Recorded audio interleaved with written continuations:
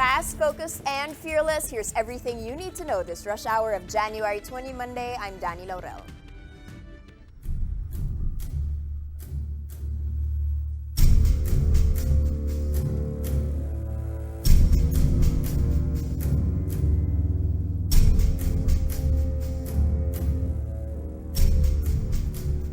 Jump-starting today's rush with even larger cracks seen in Agoncillo, Batangas over the weekend brought by Taal volcano's continued unrest. But that did not stop some residents to temporarily return to their homes to check on their properties. Romel Lopez with this story. The once flat and even place in this part of Agoncillo now looks like a jigsaw puzzle after volcanic earthquakes rocked the area. Residents were in shock as they saw their homes swallowed up by the ground. Ito ho ng linggo, ng puro mayroong sumabog yan. Pantay na pantay ho itong lupang ito. Nang Lunes ho, di mahigpit na ang lindol, lumikas ho kami. Pagbalik ho namin ng Martes ng umaga, kalahati pa ho yan. Kalahati pa yung nakalutang sa bahay na yan. Nung Miyerkules, nang kami bumalik uli, talagang lubog na ho.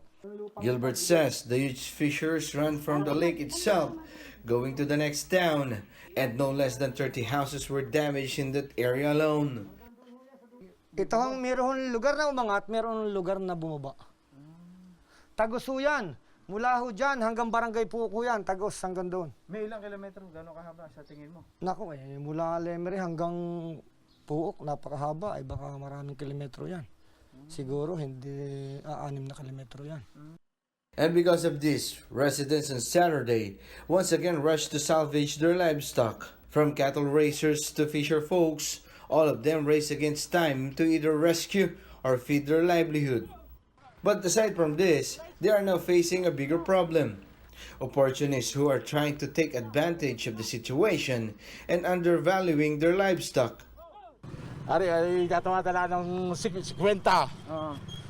Ang presyo ko na rin ay 75,000. Kaya samantala na nila. Ay panawagan ko, huwag naman samantalahin pagka oras ng itong kalamidad. Yan lang po masasabi ko. Some even fell victims to looters who came to take animals despite the lockdown. Martes handong pa. Kaya pagbalik ng umaga ako sasakay na sa bangka, wala na. Ubus na rin eh. Kaya yung aking bayaw, patay. Nga naman sinong pa, halos buwis buhay nga naman, dadat na may wala na. Sabi ko baka nga mga taong ganyan hindi na naawa sa kapwa nila, imbis na tumulong. Yung pang ginagawa nila. So, kawawa naman. But the PNP says they still have to receive formal complaints regarding these claims. It wasn't all bad news though, as some residents imbibed the spirit of bayanihan and generosity amid the calamity. Just like Rosemary, a poultry raiser who just gave away thousands of chicken to her neighbors and others who were affected by Taal's unrest. Instead na mamatay na lang sila dito sa farm, dispose na lang namin sila. Dispose nyo yung pamimigay? Pamimigay na lang sila for free. Bakit ganun ma'am? Hindi kayo malulugi pa lang? Lugi. Pero mas okay yung lugi with the cost kaysa yung mamamaho lang sila dito sa farm. So might as well share na lang sila sa mga nangangailangan.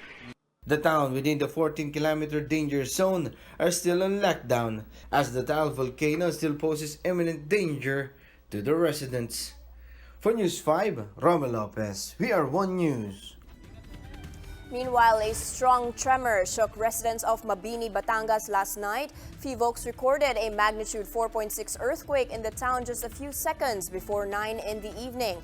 Up to intensity 5 was felt in the towns of Mabini and Bawan, while intensity 4 was recorded in Batangas City and Santo Tomas. Intensity 3 was recorded in Malvar, Cuenca, Tanawan, San Pascual, and Calatagan in Batangas, as well as in Puerto Galera, Oriental Mindoro, and San Pablo in Laguna.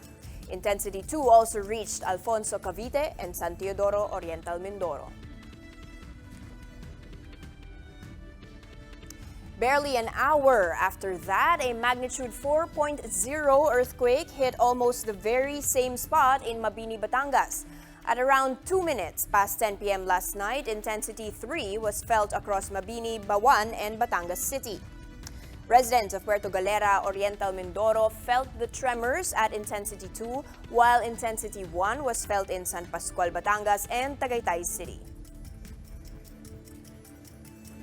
Classes are still suspended in parts of southern Luzon due to the continued activity of the Taal volcano. There will be no classes in all levels in the entire province of Batangas from today until PHIVOLCS lifts the alert level 4 in Taal volcano.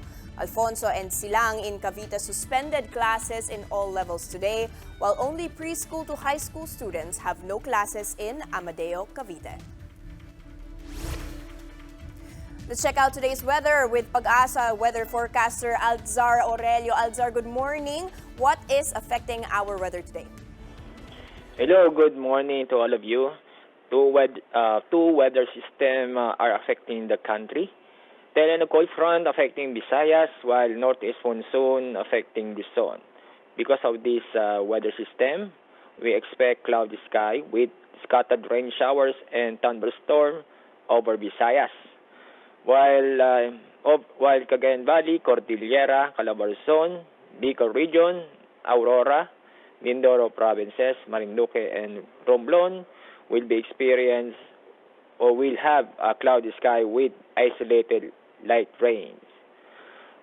Meanwhile, the rest of the country, including Metro Manila, will be generally fair weather, aside from isolated rain showers due to localized thunderstorm.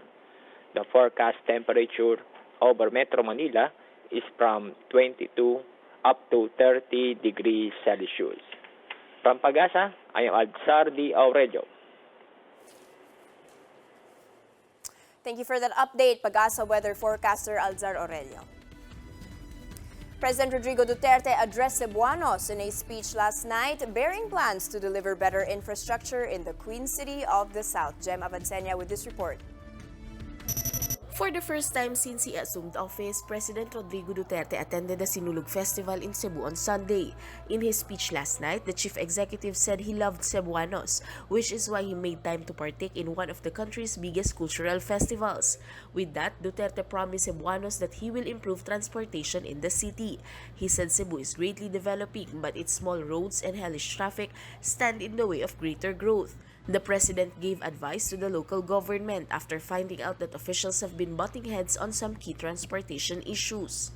Sige mag-away anang dahan, but I think the pinakagwapong alternative is really to roadways itaas. You can do it pagsugod nga rin, ug naa mo'y dahan pa nga rin space. You can start with a railroad commuter. Ngunya ang taas, himuon na rin yung bagong dalan. Recall that Cebu City Mayor Edgardo Labella also promised to fix the city's traffic when he ran for mayor last year. The Cebu Provincial Board has passed a resolution declaring a traffic crisis in Metro Cebu, citing that the congestion problem was getting worse day by day. But President Duterte admitted that tackling traffic is no easy feat. After all, he also made a campaign promise to alleviate the congestion in EDSA within his term. But Duterte says this no longer seems plausible, even if he secures emergency powers from the Congress. I could not finish even a third of what I intend to do, and I do not want to go out of the presidency na trabaho nga wa mahuman. Kaya sugdan ko na, di na matapot og duha ka tuig. Before attending the festivities, President Duterte appeared at the inauguration of the Mactan Cebu International Airport Terminal 1. For News 5, Jem Avancenia, we are One News. But it's not just the president who is hoping for good things for the province of Cebu. Cebu Governor Gwendolyn Garcia has come back to the Sinulog stage. Dancing in the Sinulog Grand Showdown has been Garcia's way of asking the Santo Niño to protect the province. Garcia made her stage comeback yesterday along with guest performer Siloy Festival after 6 years of a hiatus. The governor said she will continue to dance as long as she remains to hold office in Cebu. Here are the biggest stories from the dailies. The Freeman reports that the Sinulog festivities lulled for a moment while residents waited for President Duterte's arrival. This year's Grand Parade lasted for 13 hours from 9:30 in the morning to around 10 o'clock in the evening. All 24 contingents performed their respective rituals on stage. However, all but 7 contingents had performed. The show was momentarily stopped from around 4 p.m. to 6:30 p.m. in preparation for Duterte's arrival. After his speech and some photo ops, the president left at around 7:30 p.m., signaling the resumption of the performances. Foreign and local tourists flocked the Queen City of the South last weekend. Authorities say around 2 million people joined this year's Sinulog festivities. That's 1 million less compared to last year's estimate. And this from the Philippine Star, U.S. President Donald Trump has invited President Rodrigo Duterte to Las Vegas for an ASEAN summit in March. That is despite the U.S. budget provision that prohibits entry to Philippine officials behind the detention of Senator De Lima.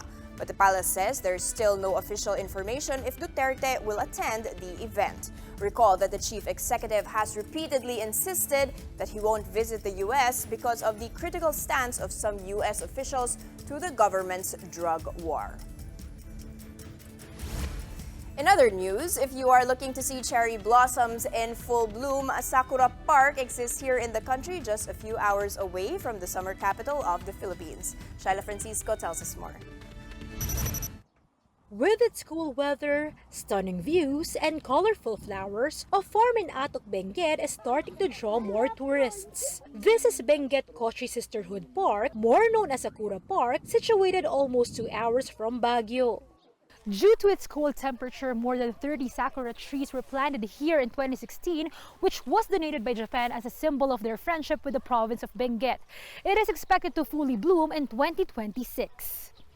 But as early as now, hints of cherry blossoms can be seen in the trees, and there will be more come March and April. What used to be an average of 100 to 200 visitors boomed to 2,000 tourists just last December. And to accommodate the influx, the management has decided to construct a lodging place as well as develop the nearby Hates Farm planted with its dancing flowers. We will go for an agritourism plan na buy-in-pick system. The vision is to really, this will go to generation to generation. Farmers have also benefited from this agritourism site. Oo, pabor sa amin. Mas marami. Para makabenta kami ng maraming gulay. Kagaya ng passion fruit, yung small farmers din ng Atok, dinadala nila dito yung passion fruit, binibinta po namin, and it's very sellable. So it is an chain reaction for the economic development for Atok. For the tourism department, developing nearby places helps in the rehabilitation of Baguio. Marami rin mga places na pwede naman i-develop at para hindi masyadong ma-over-tourism ang Baguio. The management only hopes that while they welcome tourists in the area, these tourists will also become responsible with their trash. Shaila Francisco, We Are One News. Let's fast break now to Sports Rush. The PBA Governor's Cup has come to a close, and once again, Barangay Ginebra has emerged on the top. The Gin Kings reclaimed the Governor's Cup championship after a convincing 105-93 win in Game 5 against the Meralco Bolts last Friday. This is the barangay's third Governor's Cup crown in the last 4 years against the same foe.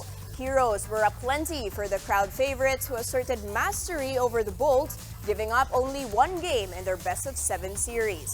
Japeth Aguilar's stellar performance was recognized as the 32-year-old clinched his first-ever finals MVP plum.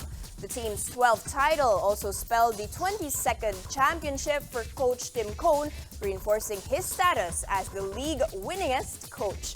But has he had enough? Well, it does not seem like it. Well, winning never gets old. It's just a great honor coaching in Ginebra. And like I said, it's always coaching in Ginebra is like coaching the national team. I'm enjoying it. My mentor, Tex Winter, coached until he was 86. You never know. I doubt it, but you never know. I'll just be happy to be alive at 86. Here are the stories to watch out for later today.